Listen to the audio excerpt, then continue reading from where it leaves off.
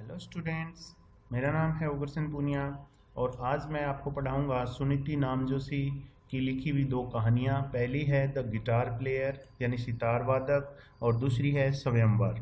तो हम guitar player के अंदर पढ़ेंगे कि किस तरीके से एक लड़की के साथ भेदभाव किया जाता है, यानी दोनों ही कहानियों के अंदर जेंडर इनइक्वलिटी के बारे में पढ़ेंगे। जो लिंग भेदभाव है उसके बारे में हम पढ़ने वाले हैं। गिटार प्लेयर के अंदर एक लड़की के अंदर कुछ कला कुछ प्रतिभा होती है सितार बजाने की, गिटार बजाने की, तो किस तरीके से उसको लोगों के द्वारा इग्नोर कर दिया जाता है। और स्वयंवर के अंदर हम पढ़ेंगे किस तरीके से कि समाज के अंदर पहले से स्थापित कुछ नियमों की वजह से एक लड़की को ट्रीट किया जाता है। तो चलिए, कहानी पढ़ने से पहले हम थोड़ा सा राइटर के बारे में पढ़ लेते हैं। यहाँ पे लेसन के इस कहानियों के शुरू में आपको दिया है। सुनीति नामजोशी जो है वो इंडिया के अंदर पैदा हुई थी और बाद में वो कनाडा चली गई थी, जहाँ पर वो कई सारे साल रही थी। अब वर्तमान के अंदर सुनीति नामजोशी है वो यूके में रहती है, यूनाइटेड किंगडम के अंदर। और उन्होंने बहुत सारी कविताएं हैं उनका प्रकाशन किया है, जिनके अंदर कुछ के नाम दिए यहाँ पे, फेबल्स, आर्टिकल्स एंड रिव्यूज़। तो ये जो उन्होंने लिखी है poems, fables, articles and reviews, उसके अंदर देखिए उनकी कुछ किताबों के नाम दिए हैं। द कॉन्वर्सेशंस ऑफ काउ 1985 के अंदर आई थी।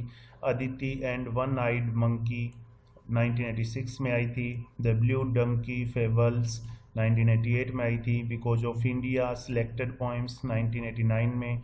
एंड द मदर ऑफ माया दी 1989 के अंदर। ये कुछ महत्वपूर्ण इनकी किताबें हैं जो आपको यहाँ पे दी गई है। लेकिन ये जो दोनों कहानियाँ हैं, द गिटार प्लेयर और स्वयंवर, ये आपकी ली गई है 1981 के अंदर। एक किताब इनकी आई थी फेमिनिस्ट फेबल्स, उसके अंदर से ये दोनों कहानियाँ ली गई है। तो चलिए हम इन कहानियों की शुरुआत करते हैं और इनको पढ़ते हैं। तो पहली कहानी है गिटार प्लेयर यानी सितार वादक। A girl played on her guitar, एक लड़की अपना गिटार बजा रही थी। And it so happen that, और ऐसा हुआ कि समवन पासिंग बाई, कि कोई राहगीर यानी कोई राह से गुजर रहा था। लिसन, उसने उसकी गिटार को सुना। And fail in love with her, fall in love का मतलब होता है प्यार हो जाना, और उस राहगीर को उस लड़की से प्यार हो गया। Is it my music you love, क्या ये मेरा संगीत है जिससे तुम प्यार करते हो।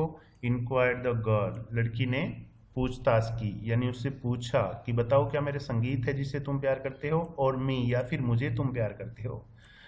द म्यूजिक कंटिन्यूड, संगीत बजता रहा। वाटर फ्रॉम ए फाउंटेन, एक फवारे का पानी रोज ऊपर उठा। इनटू द एयर, हवा में। एंड फेल अवे, और फिर नीचे बैठ गया। फॉल अवे का मतलब होता है बैठ जाना, नीचे गिर जाना। द लिसनर थॉट हार्ड, अब जो लिसनर था, जो संगीत सुन रहा था, जो राहगीर था, थॉट हार्ड, उसने अपने दिमाग पर जोर डाला। एंड फाइनली सेड, और आखिरकार उसने कहा, आई डोंट नो, मैं नहीं जानता। What is the right answer, कि सही जवाब क्या है, यानी मैं तुम्हें प्यार करता हूँ या तुम्हारे संगीत को प्यार करता हूँ, मुझे सही आंसर नहीं पता। सेंट टेल यू, आपको नहीं बताऊंगी। रिप्लाइड द गर्ल, लड़की ने जवाब दिया कि मैं आपको नहीं बताऊंगी answer. But that's not it, लेकिन यह वह नहीं है, यानी तुमने जो जवाब दिया है वो आंसर नहीं है। And she went on playing, went on second form है गो ऑन की, जारी रखना, और उसने अपना गिटार बजाना जारी रखा। सून, जल्दी ही क्या हुआ। अनदर पासर बाई हैपन, दूसरा जो राहगीर था, एक और राहगीर, हैपन टू सी हर, उसने उस लड़की को देखा। And also fail in love, और वो भी उसके प्यार में पड़ गया, यानी उसको भी उस लड़की से प्यार हो गया। Is it me you love, क्या तुम मुझे प्यार करते हो। इंक्वायर द गर्ल, और माई गिटार, या फिर मेरे गिटार को प्यार करते हो। किसको प्यार करते हो, उससे भी वही पर्सन पूछा।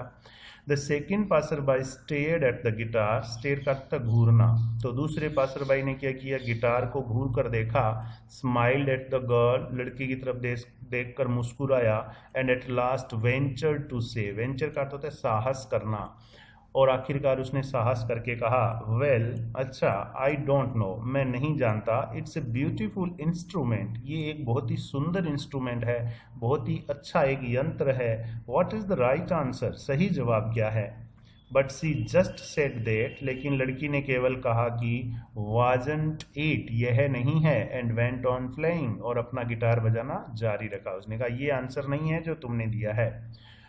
The two passerbys were greatly perplexed, अब दोनों जो राहगीर थे, ग्रेटली बहुत ज़्यादा, परप्लेक्स्ड का मतलब था कन्फ्यूज्ड, भ्रमित, अचंभित।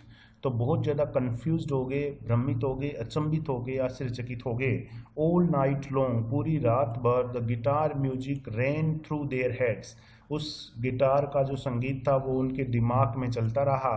And when they return the next day, और जब वे अगले दिन लौटे, it was perfectly obvious that, तो ये पूरी तरह से स्पष्ट था कि ऑब्वियस का अर्थ होता है स्पष्ट, तो पूरी तरह से ये बात बिल्कुल स्पष्ट थी कि they had both prepared their speeches, कि उन्होंने अपने अपने स्पीचेज हैं वो तैयार कर लिए थे कि लड़की से जाकर क्या बोलना है।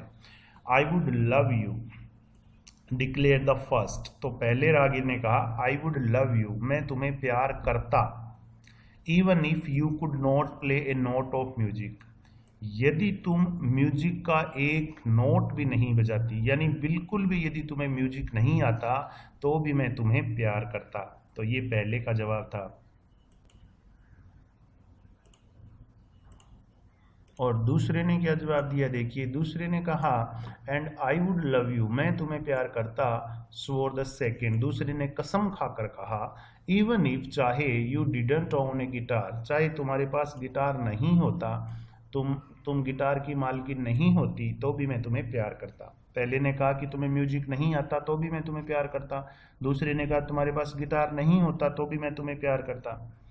You don't understand replied the girl, तो लड़की ने जवाब दिया तुम नहीं समझते। आई एम ए म्यूजिशियन, मैं एक संगीतकार हूँ। विच मी डू यू लव, तुम मुझे कौन सा प्यार करते हो। If you do not care about my music at all, यदि तुम मेरे म्यूजिक की बिल्कुल भी परवाह नहीं करते तो तुम मुझे कौन सा प्यार करते हो। ओ दे सेड, उन्होंने कहा, did we give you the wrong answer, क्या हमने तुम्हें गलत जवाब दिए हैं। यस, हाँ, रिप्लाइड द गर्ल, उस लड़की ने जवाब दिया। Well what's the right answer, तो सही जवाब क्या है। तो लड़की ने उनको बताया you must love me all together, तुम्हें मुझे पूरी तरह से प्यार करना चाहिए। जस्ट एज आई एम, जैसी मैं हूँ वैसी को प्यार करना चाहिए। ऑल माई गिफ्ट्स, मेरे पास जो भी गिफ्ट्स हैं उनके साथ मुझे प्यार करना चाहिए। ऑल माई पजेशंस, जितना भी मेरे पास पजेशंस है, जितनी भी मेरे पास कला प्रतिभा है उसके साथ मुझे प्यार करना चाहिए। एवरीथिंग आई हैव बीन, जो कुछ भी मेरे पास रहा है, and ever shall be from now on, और अब से जो भी मेरे पास आएगा उसको भी साथ में तुम्हें मुझे स्वीकार करना चाहिए। तुम मेरे संगीत को तो स्वीकार कर ही नहीं रहे हो, कह रही हो गिटार नहीं होगा तो भी प्यार करता, या तुम्हें संगीत नहीं आता तो भी प्यार करता, तो वो तुम्हारा प्यार नहीं है, बल्कि मेरे साथ जो प्रतिभाएं हैं वो भी तुम्हें साथ में स्वीकार करनी चाहिए थी। बट दैट्स इम्पॉसिबल, ये तो असंभव है। दे क्राइड आउट टुगेदर, वे दोनों जोर से चीखे। यस, हाँ, लड़की ने कहा हाँ। एग्रीड द गर्ल, लड़की सहमत हुई। And chose A sad little tone, और एक छोटी सी दुख भरी जो धुन है उसका चुनाव किया। टू शूट द ओकेजन, जो उस ओकेजन के ऊपर, उस अवसर के ऊपर बिल्कुल शूट करती थी, सही बैठती थी। तो इस तरीके से देखिए पुरुष प्रधान समाज के अंदर जो औरतों के अंदर क्वालिटीज़ होती है उनको महत्व नहीं दिया जाता है, और उनको बिल्कुल भी किनारे कर दिया जाता है, उनकी कला को, उनकी प्रतिभा को। तो ये तो हमने पहली कहानी के अंदर पढ़ा है। चलिए अब हम पढ़ते हैं एक और कहानी, स्वयंवर। स्वयंवर के बारे में पढ़ते हैं। वंस अपॉन ए टाइम, एक समय की बात है, there was a little princess, एक छोटी सी राजकुमारी थी, who was good at whistling, जो सीटी बजाने में बहुत अच्छी थी, यानी बहुत अच्छे तरीके से सीटियां बजा देती थी। डोंट विसल, सीटियां मत बजाओ, सेड हर मदर, उसकी माँ ने कहा। डोंट विसल, सीटी मत बजाओ, सेड हर फादर, उसके पिता ने भी कहा। But the child was good at it, लेकिन वो बच्ची इसमें बहुत अच्छी थी। एंड वेंट ऑन विस्लिंग, और उसने सीटियां बजाना जारी रखा। ईयर्स वेंट बाई, सालों गुजर गए। And C became a women, और फिर वो एक औरत बन गई।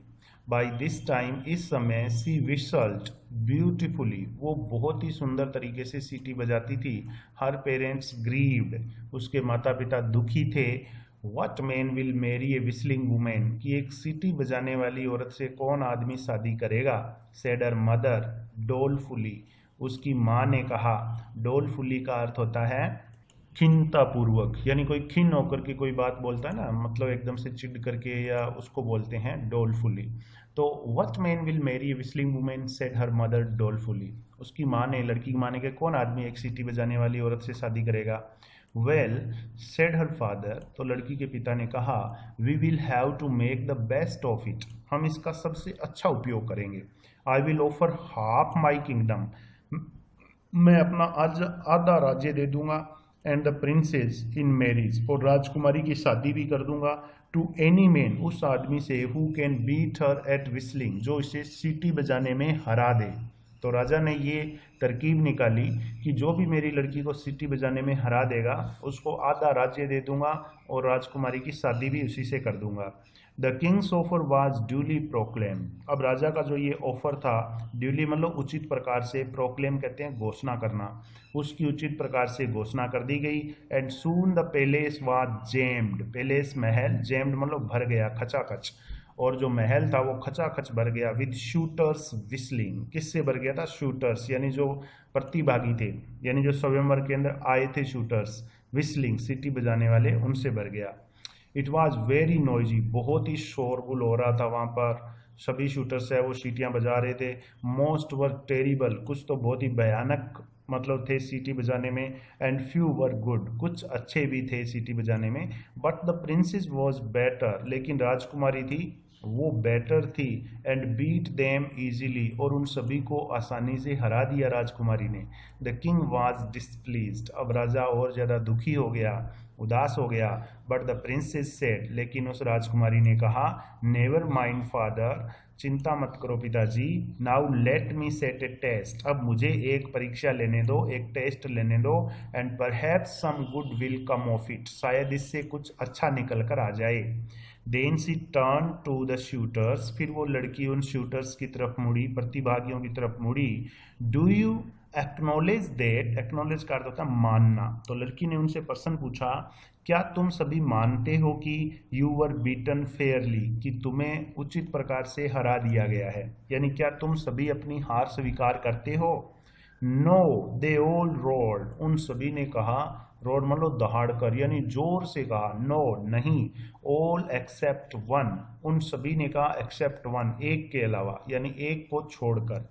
We think it was magic, उन सभी ने क्या कहा कि हम सोचते हैं कि ये कोई जादू था, और सम सॉर्ट ऑफ ट्रिक, या किसी प्रकार की कोई चाल थी।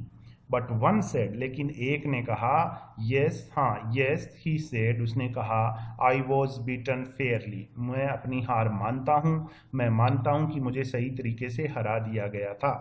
द प्रिंसेस स्माइल्ड, राजकुमारी मुस्कुराई। And turning to her father, अपने पिता की तरफ मुड़ते हुए, she pointed to this man, उसने इस आदमी की तरफ इशारा किया। If he will have me, यदि ये मुझे चाहे, सी सेड, उसने कहा, if he will have me, यदि ये मुझे मिल जाए तो मैं इससे शादी करना चाहूंगी।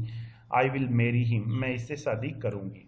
तो इस तरीके से इस दूसरी कहानी के अंदर किस तरीके से हमने पढ़ा कि बहुत सारे लोग आते हैं जो अपनी हार ही नहीं मानते, हालांकि उनको अच्छे तरीके से हरा दिया गया था, फिर भी वो अपनी हार स्वीकार नहीं करते हैं और अपने आप को सुपीरियर समझते हैं, लड़की को महत्व नहीं देते हैं। तो और आखिर के अंदर एक व्यक्ति जो लड़की को महत्व देता है और अपनी हार स्वीकार करता है, वो लड़की को अपने बराबर समझता है, उसी से वो लड़की शादी कर लेती है। तो ये थी दोनों कहानियाँ स्टूडेंट्स, आशा करता हूँ आपको समझ में आ गया होगा हिंदी अनुवाद। Thank you.